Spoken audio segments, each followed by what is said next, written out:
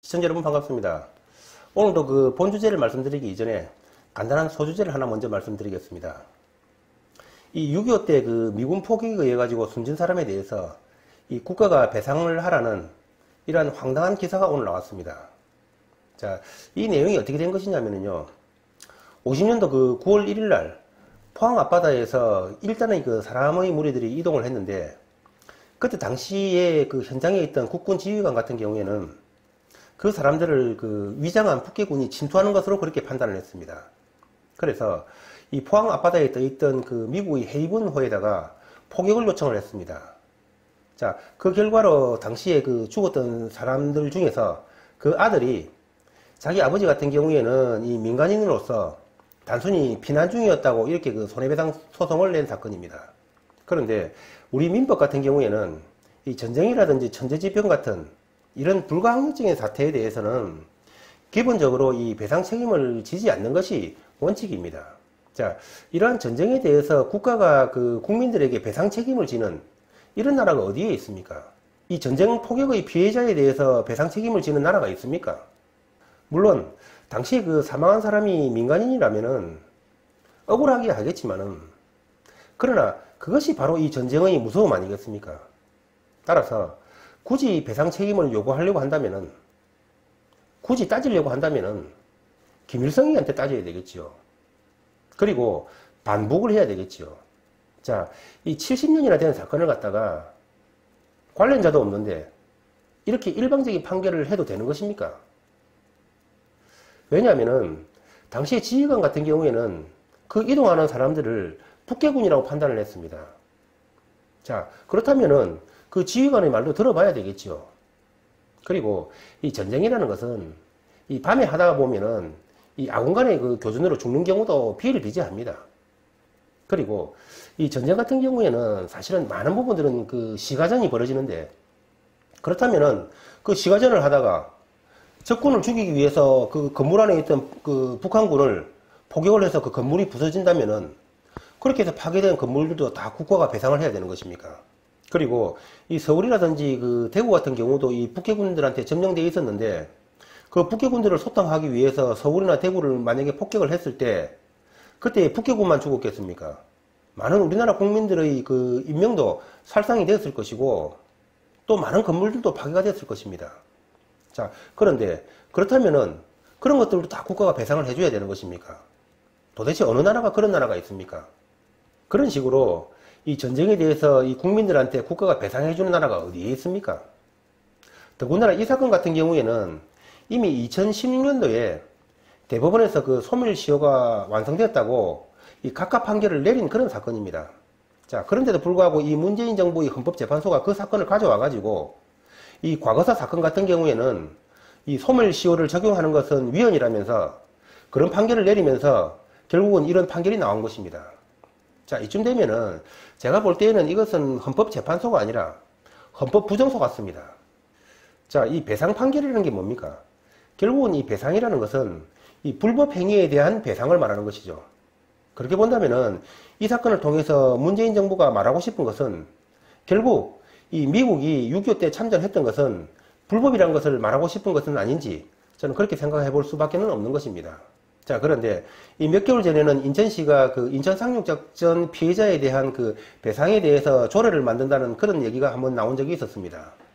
자, 그렇게 본다면은 이 미국이 생명을 걸고 도와준 것에 대해서 그것을 갖다 이 불법 행위로 몰고 가는 것, 이거 저는 정말 이러면 안 된다고 생각을 하고, 이러한 것들은 은혜를 원수로 갚는 행위라는 말씀을 드립니다.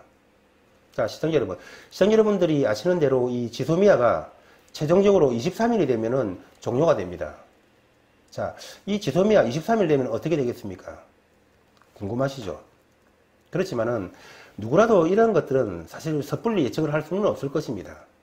자, 그렇지만은 이 지소미아가 최종적으로 파기된다는 것은 제가 볼 때는 우리 대한민국의 운명에 있어서 굉장히 그 결정적인 그런 부분들이 되는 것이기 때문에 이러한 것들을 미리 점검을 해보고 예측을 해서 우리가 대응을 해야 될 필요가 있다는 생각을 합니다. 자, 이 부분에 대해서 저희 결론을 먼저 말씀드리면은 저는 23일 날 최종적으로 이 지소미아가 파기될 것이라고 생각을 합니다.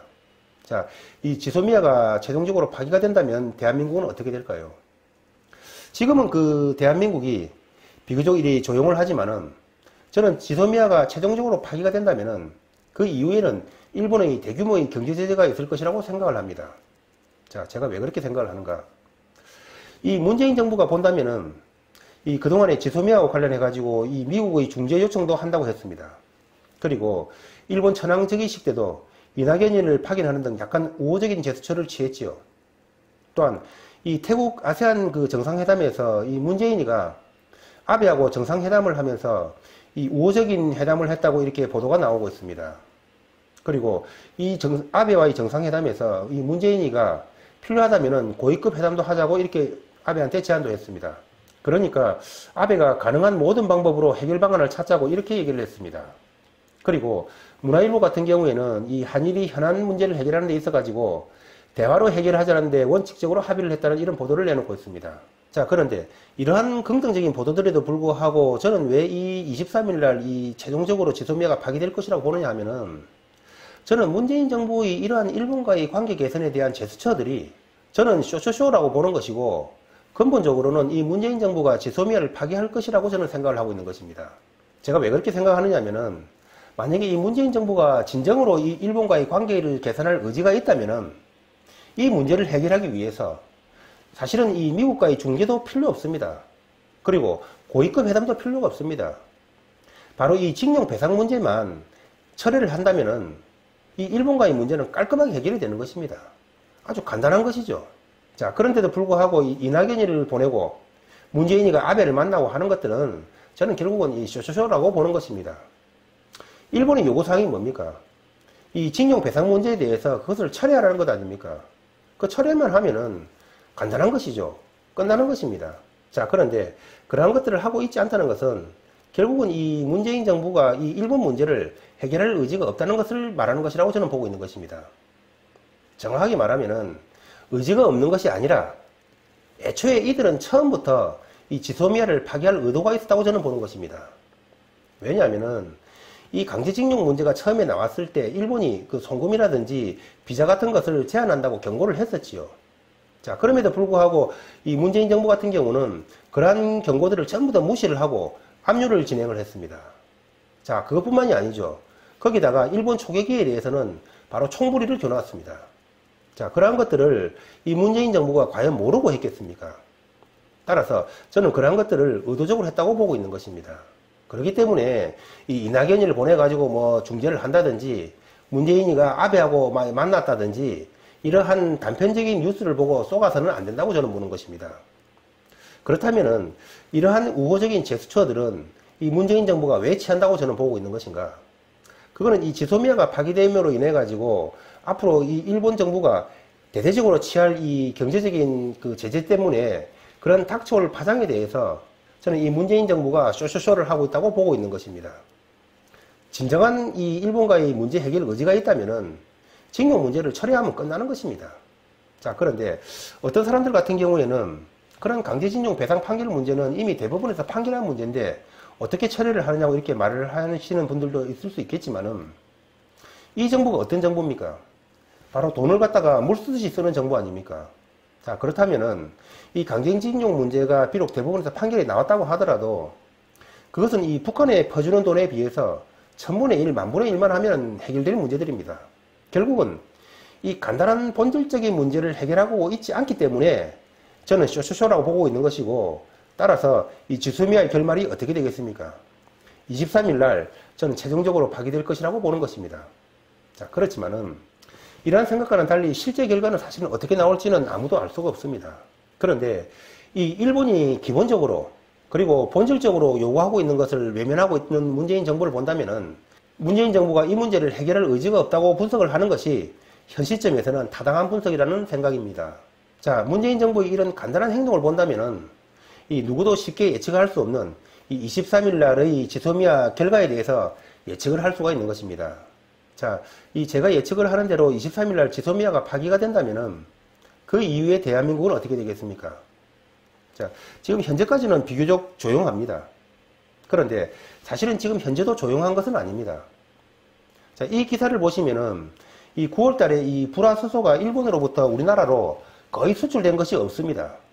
자, 이 문제가 지금 크게 이렇게 이슈화 되고 있지 않지만은 실제로 이런 상태가 된다면은 기업들로서는 거의 초죽음 상태라고 저는 보고 있습니다. 왜 그러냐면은 이렇게 된다면은 기업으로서는 이 불화수소를 갖다가 2번 쓸 거를 3번 쓸 수밖에 없는 것이고 대체품을 찾을 수밖에 없는 것입니다. 그렇다면은 이 고순도가 생명인 이 반도체의 생산에 있어 가지고는 그 품질이 떨어질 수밖에 없는 것이고 앞으로 점진적으로 우리 반도체의 경쟁력은 저하될 수밖에 없는 것입니다. 그리고 이 초고순도를 요구하고 있는 그 첨단 차세대 반도체 같은 경우에는 그 개발 같은 경우는 꿈도 꾸지 못하는 것이죠. 결국은 우리 대한민국 반도체 같은 경우에는 이 냄비 속의 개구리처럼 죽어갈 수밖에 없는 것입니다. 자, 그렇지만은 저는 이러한 것들은 지금 일본이 그 맛배기를 보여준 것에 불과한 것이고 이 본론은 지금 물밑에 숨어 있다고 생각을 합니다. 따라서 이 지소미아가 이 확정 파기가 된다면은 그때에 가서 그러한 것들이 모습을 드러낼 것이라고 보고 있는 것입니다. 왜냐하면은 이 지소미아가 파기됐다는 명분이 일본한테는 생겼으니까요.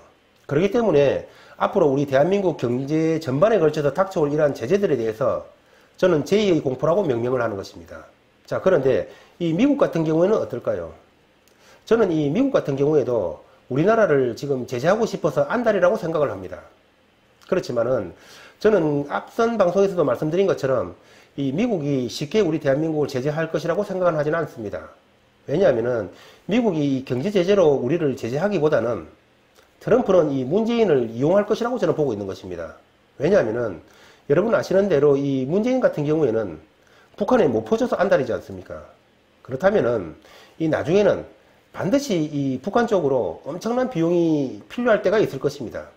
그때에 이 트럼프는 문재인을 뒤청소를 시키기 위해서 아껴두고 있을 것이라고 생각을 하고 있습니다.